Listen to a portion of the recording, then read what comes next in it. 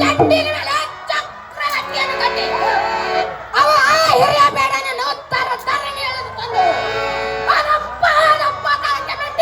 ದಂಡವನ್ನು ಚಕ್ರವರ್ತಿಯ ಮೇಲೆ ನಿಲ್ಲಿಸಿ ಆ ದಂಡಿನ ಮೇಲೆ ತಲೆ ಟೂಗಿಯನ್ನಿಟ್ಟು ರಕ್ತದ ಜೊತೆಯನ್ನು ಹಚ್ಚಿ ಭಾರತ ಹುಣ್ಣಿಮೆಗೆ ಬೆಳಕನ್ನು ತರುತ್ತೇನೆ ತಂದೆ, ಬೆಳಕನ್ನು ತರುತ್ತೇನೆ.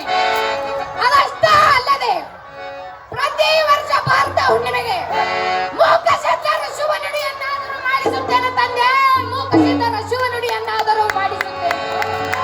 ಆಗಲಿ ತಂದೆ ಮಹಳೀಧರಯ್ಯ, ನಿನಗ ಪಲ್ಲಕ್ಕಿ ಪದವಿಯಾಗಲಿ, ನಿನ್ನಕ್ಕೆ ಭಾರವಾಗಲಿ.